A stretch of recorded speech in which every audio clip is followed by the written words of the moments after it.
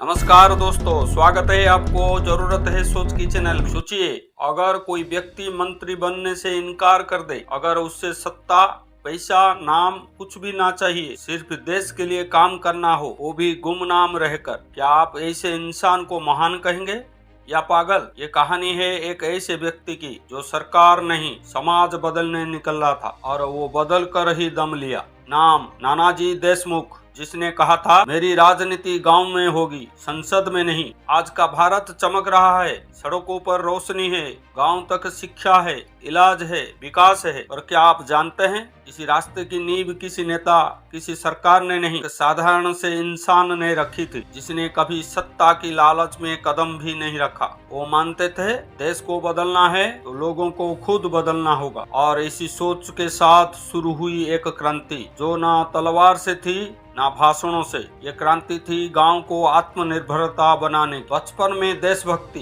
1916 महाराष्ट्र का एक छोटा सा गांव का एक बच्चा देशभक्ति की गीत गाता, सत्याग्रह में जाता और स्कूल के साथ समाज की सेवा भी करता। उम्र छोटी थी पर हौसला बहुत बड़ा। नाम चंडिका दास अमृतराव देशमुख। यही आगे चलकर बना नानाजी देशमुख। बालपन में ही ये बात उनके दिल में उतर गई थी। जहां लोग सबसे ज्यादा परेशान होते थे, वहीं सबसे ज्यादा काम करने की जरूरत होती थी। आरएसएस और समाज सेवा की शुरुआत। कम उम्र में ही वो राष्ट्रीय स्वयं सेवा संघ से जुड़े। जब बाकी लोग राजनीति में नाम कमा रहे थे, नानाजी देशमुख समाज की समस्याएं समझ रहे थे। गरीबी, अशिक्षा, बीमारी, बेरोजगारी। उन्होंने देखा कि भारत सिर्फ स्वतंत्रता से नहीं, जागरूकता से मजबूत होगी। इमरजेंसी और जनता का नेता बनना। 1975 देश में आपातकाल लगा। नानाजी ने आवाज उठाई, लोगों के साथ जोड़ा, इंदिरा सरकार के खिलाफ मजबूत आंदोलन खड़ा किया। देश में क्रांति की आग फैल गई और 1977 में पहली बार कांग्रेस सत्ता से बाहर हुई। इस जीत के बाद अटल बिहारी वाजपेयी, जयप्रकाश नारायण, मोरारजी देसाई ने नानाजी से कहा, आप मंत्री बनकर देश की सेवा करें। पर नानाजी ने जवाब दिया, मैं राजनीति में नहीं, समाज में रहूंगा। मंत्री बनकर नहीं, जनता बनकर देश बदलूंगा। ग्रामीण क्रांति। नानाजी ने राजनीति छोड़कर एक बेहद पिछड़ा इलाका चुना, चित्रकूट, उत्तर प्रदेश। यहाँ ना सड़क, ना अस्पताल, ना स्कूल, ना पानी, कुछ भी नहीं था। और यही नानाजी ने अपनी असली लड़ाई शुरू की। उन्होंने कहा, सरकार मदद नहीं करेगी तो हम खुद करेंगे। इलाज नहीं था, लोग 40-50 किलोमीटर दूर जाकर मर जाते थे। नानाजी ने चंदा इकट्ठा किया, स्वयं सेवक जुटाया, जमीन खरीदी और बना दिया आरोग्य धाम, ऐसा स्थान जहां गरीबों की कम खर्च में आयुर्वेदिक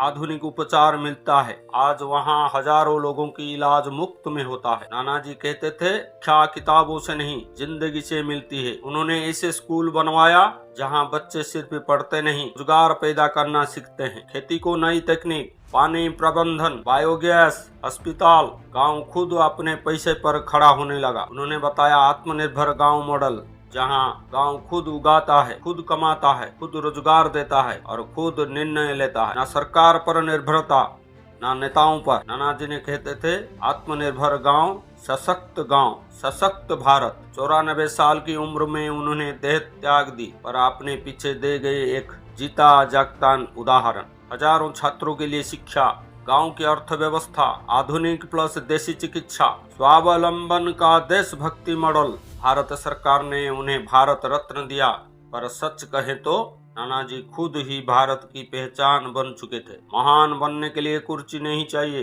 देश प्रेम भाषणों से नहीं, काम से साबित होता है। और असली नेता वही है जो लोगों को नेताओं की जरूरत ही ना रहने दे। नानाजी देशमुख ने हमें यही सिखाया, देश बदलना है तो पहले समाज को बदलो, समाज बदलना है खुद बदलो। अगर आपको लगता है कि ऐसे गुमनाम नायक आज भी भारत को चलाते हैं तो कमेंट में लिखिए, भारत ऐसे ही नायकों से महान है। वीडियो को लाइक शेयर करें ताकि और लोग प्रेरित हो।